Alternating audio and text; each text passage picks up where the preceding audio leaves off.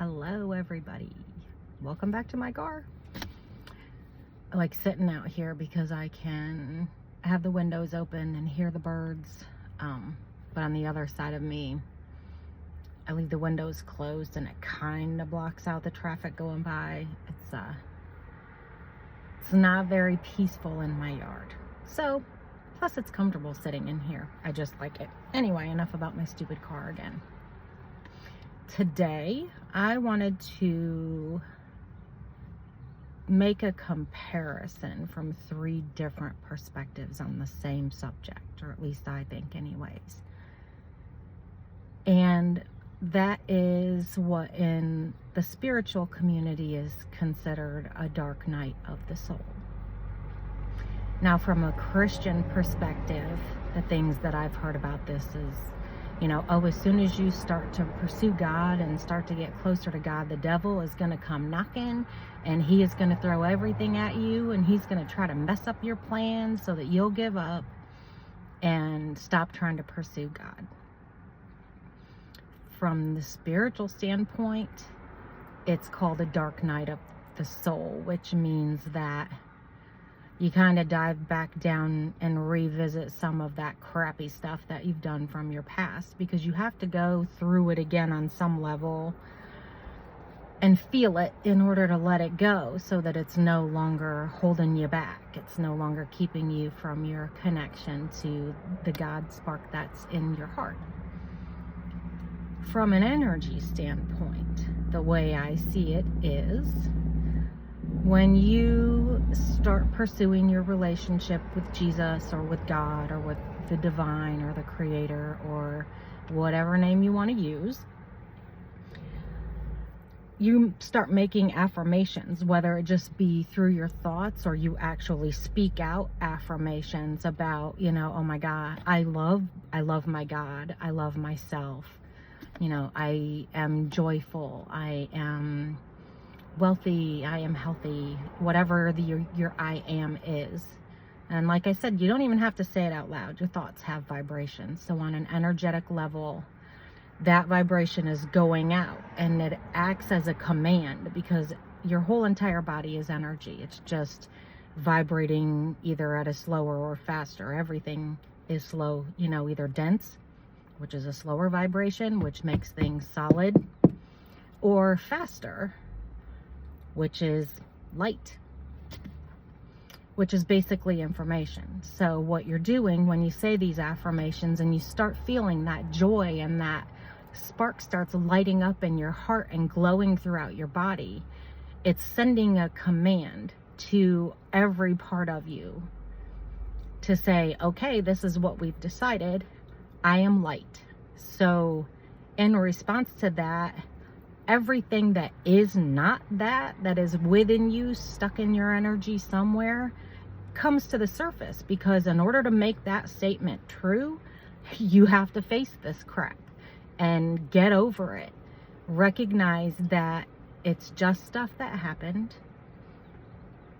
I know better now, so I won't make those mistakes again. And in realizing that and releasing it, letting the other person off the hook, or ultimately letting yourself off the hook, because typically what the issue is, in your soul that those actions weren't coming from that place in your heart that is lit up by God. You were so disconnected from that you were making decisions that are completely contrary to that, and it makes you feel awful.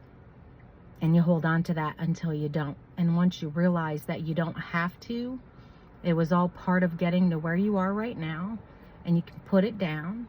You can walk away grateful for the lessons that you learned because of it, and release it. Let go of it.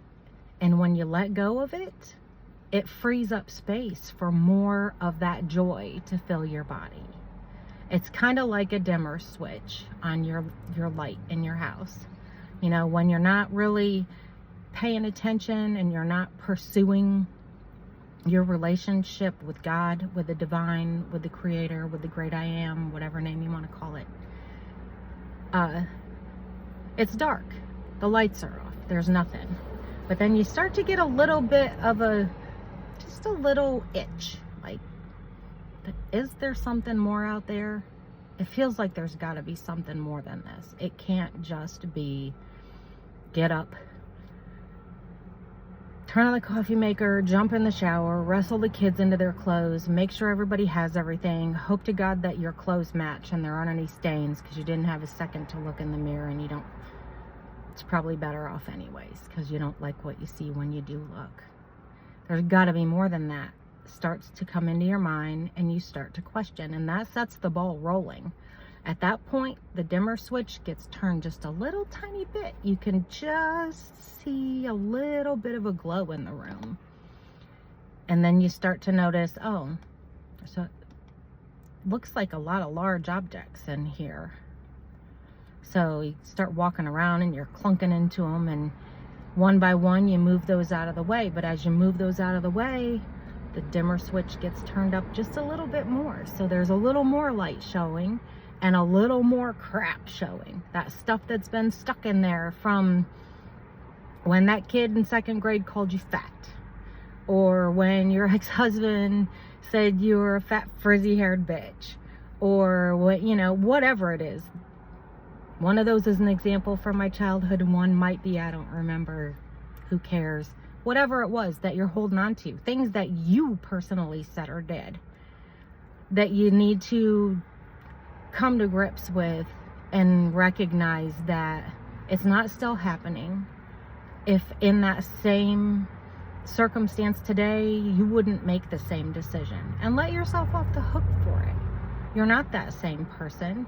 You've grown, you've evolved, you've learned, and you make better decisions now. You know, and every time that you let something go, you make room for more light, for more information. Light is information. It is giving you information about what is inside of you that is keeping you from feeling the full expression of that spark in your heart of the divine, the joy, the bliss, the peace, the comfort, the security, the safety, everything that goes along with it. So I hope that makes sense. Maybe, maybe not, but that's just the thought that I've been having this morning, trying to tie the 3 things in together. And, oh, some big crows flying around out here giving me a show. That's usually my sign that I'm on the right track. So I hope you all have a wonderful rest of the day. I love you.